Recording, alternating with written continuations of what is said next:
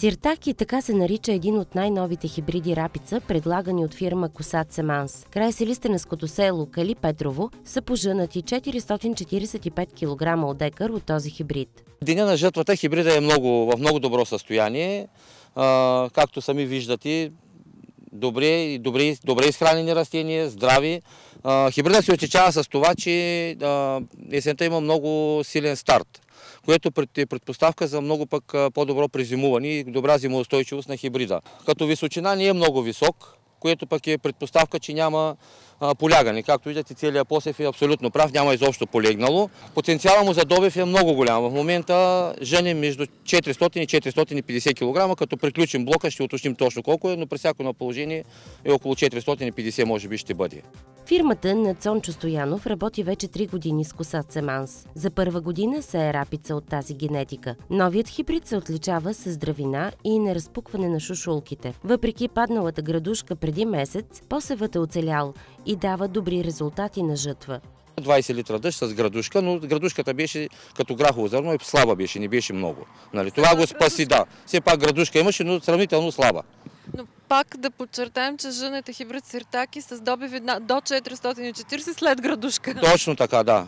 Сорт хибрид Сиртаки, прекрасен хибрид, наистина много добър хибрид. Надяваме се да и другите години, следващите години да покаже същите резултати, каквито показва тази година. Защото всъщност той тази за първа година е в производствени полета. Озрял е, влагата е в рамките жени на около 8% влага в момента.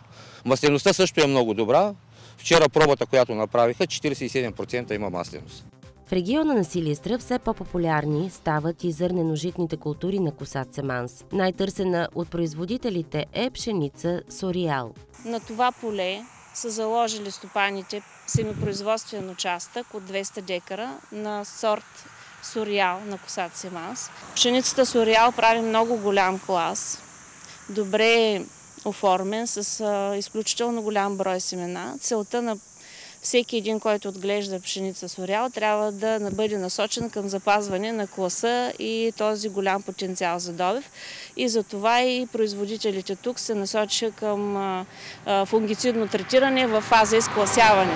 Сортът Сориал се отличава със силна пролетна братимост. По този начин се повишава добивният потенциал на културата. Оказва се, че тази пшеница не се е повлияла и от капризите на времето, включително и от градушка.